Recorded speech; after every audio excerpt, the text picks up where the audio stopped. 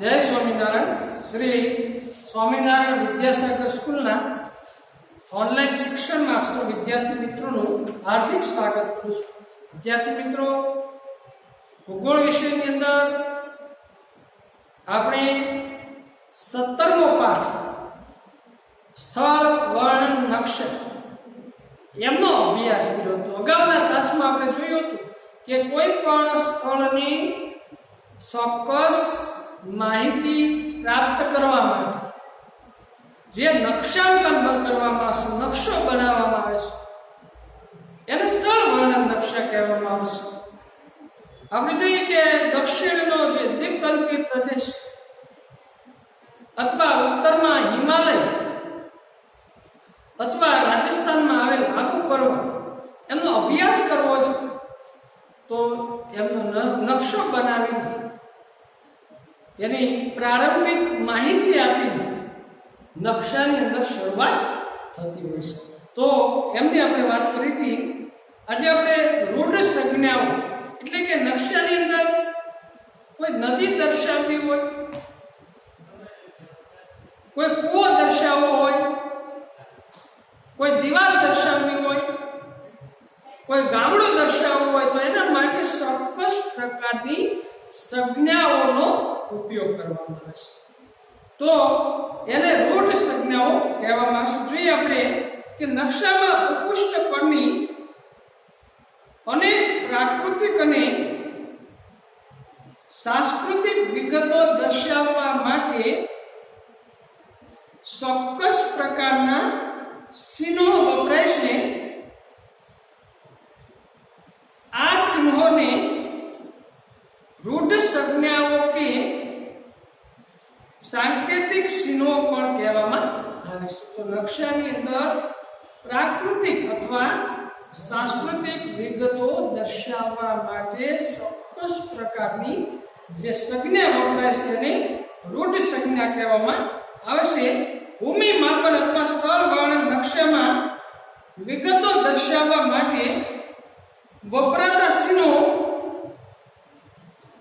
આંતરરાષ્ટ્રીય કક્ષાએ માન્ય થયેલા હોય છે.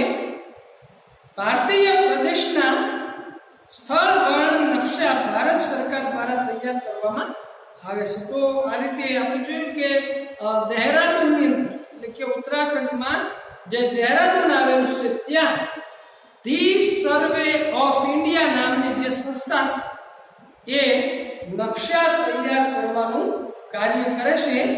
નકશામાં આપેલી રૂઢ સંજ્ઞાને આધારે તે નકશામાં દર્શાવેલી વસાહતો ગ્રામીણ વસાહત હોય કે શહેરી વસાહત હોય તથા પરિવહન પ્રણાલી, આપણે જોઈએ કે પરિવહનના જુદા જુદા માધ્યમો છે. સડક માર્ગ છે, રેલ માર્ગ છે, હવાઈ માર્ગ છે, જળ માર્ગ, રોપવે એટલે કે રજ્જુ માર્ગ અને પાઇપલાઇન. આ જુદા જુદા માર્ગો દર્શાવવા માટે જાણી શકાય છે વસાહતો લાલ રંગથી દર્શાવે છે.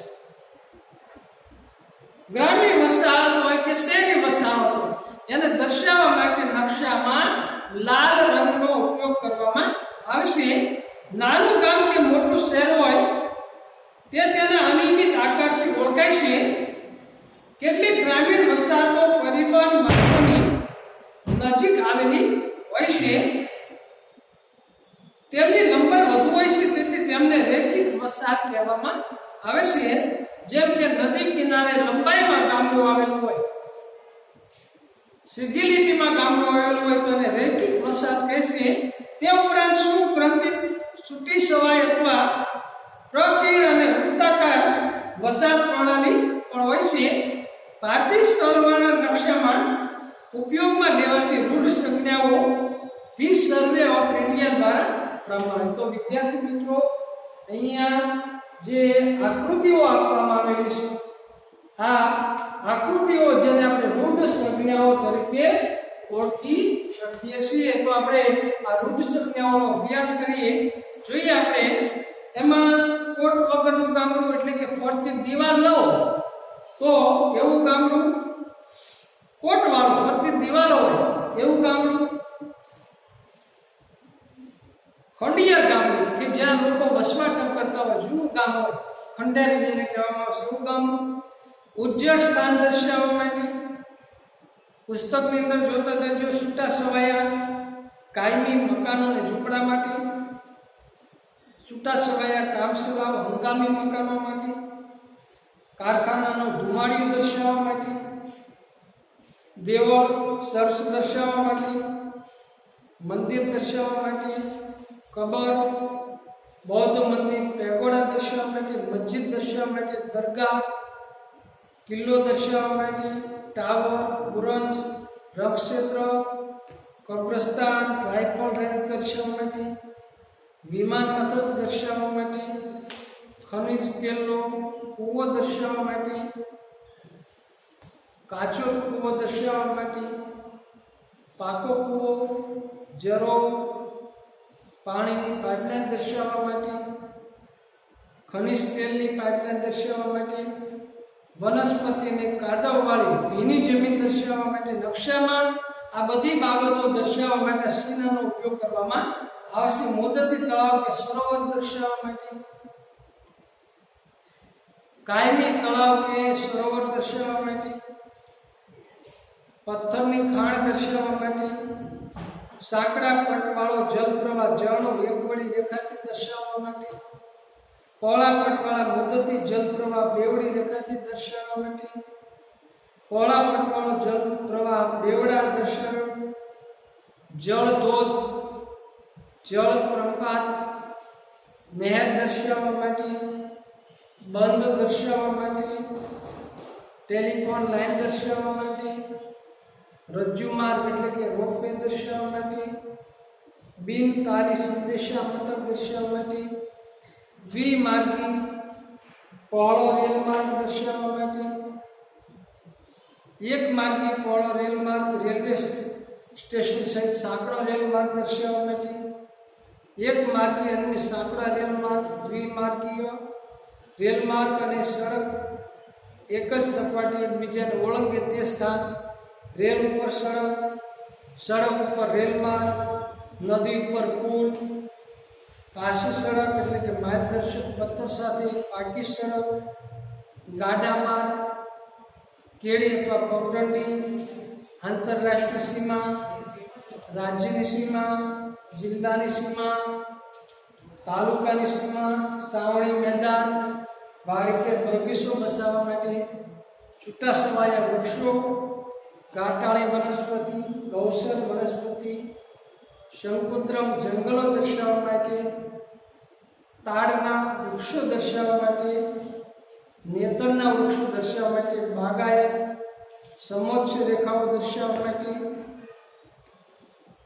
ઊંચાઈ દર્શક બેન્ચમાર્ક એમાં BM 500, ઊંચાઈ દર્શક ત્રિકોણમિતિ, સ્થળ ઊંચા, પોસ્ટ ઓફિસ, તારઘર જેને TO કહેવાય, ટપાલ અને તારઘર જેને PTO કહેવાય, પોલીસ સ્ટેશનને PS, ડાક બંગલો DB, આરામગૃહ એટલે કે રેસ્ટ હાઉસ RS, આની સંજ્ઞાઓ જે નકશામાં દર્શાવવામાં આવશે. મુસાફર ગૃહ TB, સર્કિટ હાઉસ CS, અઠવાડિક બજાર જેને માર્કેટ સ્ટન કહેવામાં આવે, અનામત જંગલ જેને RM, આરક્ષિત જંગલને PS, PM, રાજ્ય જંગલ SF, ભરતી અને ઓટવાળી નદી, દીવા દાંડી દર્શાવવા માટે રણ પ્રદેશ, દીવા પ્રકાશ સાથેનું જહાજ દર્શાવવા માટે અને જગાતાપુર એટલે કે ટોલ નાકુ